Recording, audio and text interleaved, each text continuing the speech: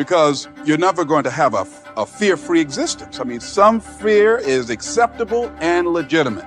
There are some things that you really should be afraid of. Now, you shouldn't allow it to immobilize you. You acknowledge it, you take it into account, and you carry yourself accordingly. I believe if you want to succeed, you got to have 80% of success is figuring out why to succeed, why to manage your state, for example. 20% is how. Here's the how. Let's do it quickly, and let's just get right to doing it and doing some exercises. So failure decided to show up and pay you a visit. But now you feel that it is over for you. You feel that there's no coming back from this failure. There are times that we should proceed with caution, but it's the difference between being stopped by fear. It's the difference between having a fear and the fear having you. So what do? One, acknowledge it, and knowing that it's okay. Don't condemn yourself for being afraid. It's perfectly fine to have some fears. You acknowledge your fears, you embrace those fears, and then you move on. You act on whatever it is that you fear. Because once you embrace it, see, what you resist will persist. What you resist will persist. So one of the most important things is to begin to embrace your fear. There are two primary ways to control your state of mind and body. They are, number one, controlling the way you use your physical body, what we call your physiology, and number two, controlling your mental focus. That is what you pay attention to, what you think about, what you picture, what you say to yourself. Today we're going to focus on how to use our physical bodies to create the emotions that we want at any moment in time. And then on your next tape, we're going to work on how to control our focus, how to control the mental imagery and pictures and things that we think about in a way that immediately changes our state as well. Let's start and focus again today on physical movement. Now I want you to think about something here.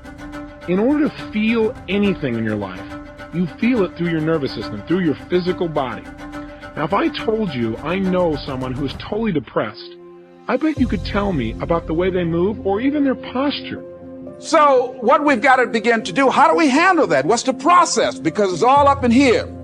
One, I think, is imagine the worst case scenario. Then I had another technique I used. Visualize yourself being more than able and capable of handling it.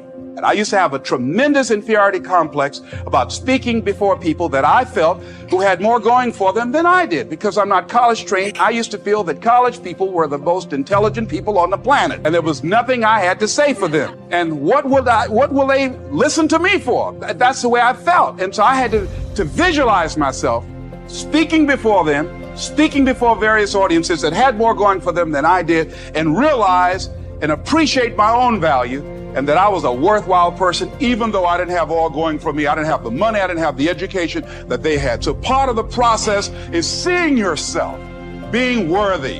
And you would probably have an accurate representation. In other words, if I told you about someone I know that's totally depressed, and let's say they're outside your door right now, and I said to you, for $100,000, describe for me, what is this person like? What's their posture like, for example? What would you say? Most people will say, slumped over. Where's this person's head? Most people say down. Where are their eyes? Again, most people say down. Where is this person's breathing? Is it full or shallow? Again, most people say shallow. And where is this person's facial expressions? Are their muscles in their face pulled up and tight, or are they down and slack? Again, most people say slack. How did you match up with these descriptions? Again, if you're like most people, most of those descriptions match the picture you have in your mind. Why is it that when we think of a depressed person, we think of somebody who's physically hunched over a little bit, looking down, talking a little bit more slowly, their eyes down, and they're breathing shallow, and their facial muscles slack? The answer is, in order to get depressed, you got to work at it. You must understand that failure is required, and you must be willing to be humble enough to not just learn from it, but grow from it. Failure serves its purpose, and it will do exactly what is necessary to get you to understand that not only are you learning from it, but you're also a human being. There can be no victory without a struggle attached to it. You don't deserve a victory without a failure. Failure does exactly what is necessary to make you better. You believe to the core of your being that you're just planning for the hard times. But the truth is, you're going to become those things that you fear. You're going to become the things that you dread. If you're thinking about all the things that you've done wrong in the past, you are going to simply continue that cycle. But if, on the other hand, and let this be true, let this ring in your ears with the weight of everything that I carry, if I've ever added an ounce of value to you, if anything I have ever said has seemed remotely true, believe that these are the most important words I'm ever going to say to you. If you begin to focus on positive things, if you begin to focus on your capabilities, if you begin to focus on potential that you have, if you really dig in, build those skills, drive towards something beautiful, something amazing, something that leaves you in awe, that you want to create, that you want to become the vessel for that, then you will. It's not easy. You have to use your body in a certain specific way. I mean, try something ridiculous with me for a moment, won't you? Sit up right now in your chair. In fact, if you're not driving, stand up. If you're driving, that would be difficult.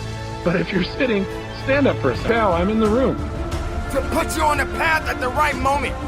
To be able to build something from the ground up. And just because you fail, it doesn't mean that it's over. With every step that you are taking moving forward, sometimes you will get pushed back. But when you get pushed back, you come back strong. You come back with a purpose. Champions cannot be champions without failures. Even when you feel that you're at the weakest point, you got to understand that these failures are going to do exactly what is necessary to help you to build up, to teach you the lessons in life, to understand that you got to get knocked down a few times. You will become that thing because you will take those steps, because you become what you think about. And as Mark Twain said, 20 years from now, you'll be more disappointed by the things that you didn't do. So if you don't take those steps, if you don't focus on those things, if you don't manifest what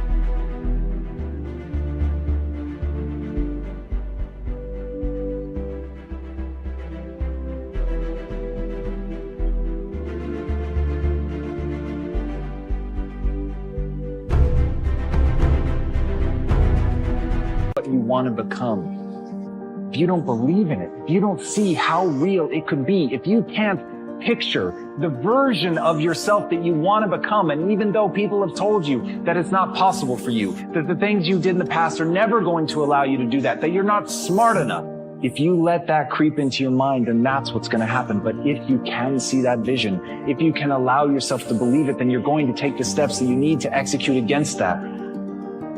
And if you go out there and do those things, you won't regret it, but you will regret it if you don't. So get out right now and build the person you want to be so you can have the life you want to have.